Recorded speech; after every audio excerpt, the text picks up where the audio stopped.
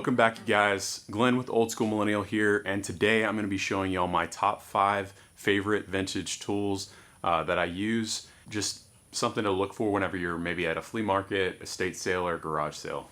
Where can you find these vintage tools? In my opinion, the best place that I've found most of the vintage tools that I've found are at estate sales. Why might they be at estate sales? Well, garage sales, most of the time, that's people just trying to get rid of maybe their extra tools that they don't use all the time, whereas estate sales, that's tools that a man has used all his life and that have lasted his whole life, and obviously they're going to be really good tools, and then he's collected them, he didn't want to sell them, and then they're sold at an estate sale.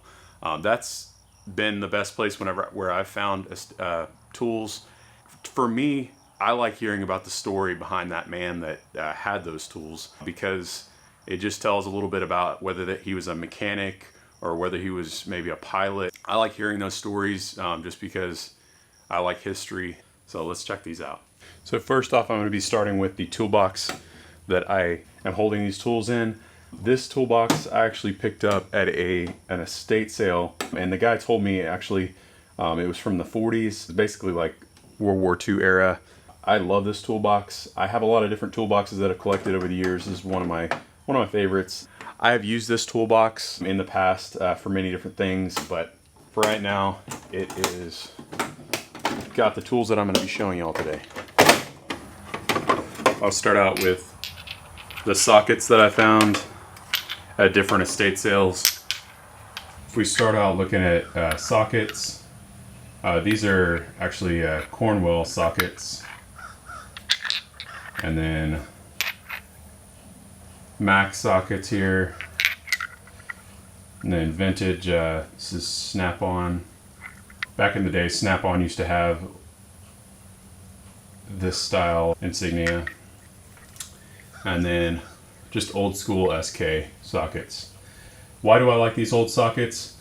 The thickness on these old sockets, they're just really well made. They put a lot more metal into these back in the day, and they just hold up. They don't break. I know that new tools have warranties and you can have them replaced. I just prefer them not breaking whenever I need them, so I try to find some old sockets whenever I can. And so those are old SK, Mac, Cornwell, and then old school Craftsman. Very well made back in the day. The newer ones you can use, I mean, they're not bad. I mean, it's just back in the day they just put a little bit more time, more metal into these, and they just hold up. I just noticed over the years. I said I was going to do 5 today, but I'll do 6. Throw this in with the sockets. Just an old SK. This is probably, I'm going to say probably back in the 60s. They make similar ones up to even the present for SK. I like SK, made in the USA. My next tool that I really like, very familiar, old school Crescent wrench. And why do I like this Crescent wrench over the later? Well, back in the day, they built these things with thicker metal. You can just tell they spent a lot more time, put more material into these things, and it's just more substantial. I just like how these hold up over time. I looked at most of these tools and just tried to date them as best as I can. I think this is probably from the 50s, 60s era. If there's someone out there that knows exact dates on some of these, let me know down in the comments. That's the best I could find on dating that. And then old school Snap-on wrenches. Snap-on of any era is going to be a good tool. It's going to hold together. The tolerances on these is very good. Whenever you're talking about bolts, more exact. It helps to not round off edges. But I like finding these old school Snap-on at garage sales, estate sales, because they're good wrenches. And obviously you can get them at a discount. So in line with Snap-on, you got another Snap-on here. Some Snap-on pliers. I love these pliers. They've got substantial jaws on them. These best I can tell, are probably from the 60s era. And these pliers, along with the wrenches that I've got there and some of the SK sockets, I actually purchased them from a World War II vet at an estate sale. The man was a World War II fighter pilot, which I thought was just awesome. And he went on to be a pilot for one of the major airlines. But he had an awesome tool set, and just these tools just held up for years and years and years. And now, I mean, I'll be able to use them for years and years. I love those type of stories whenever you're going to estate sales and you're finding those things. It's just awesome. And these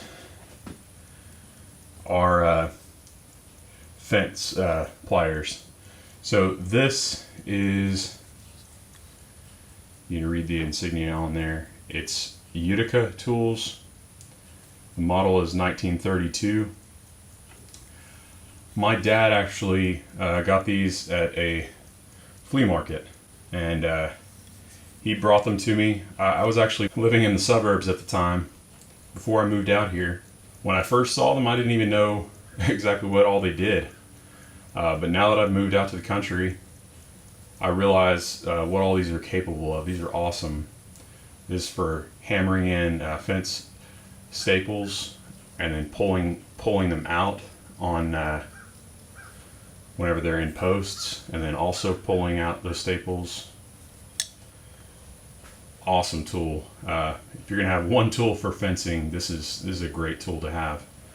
And again, I don't know the age on this. If somebody knows better than me on the age on these, let me know. But these have held together really well, and I keep these in my truck all the time and use them all the time. These are all my favorite 5 tools that I've got. I've got a ton more tools that I've collected over the years.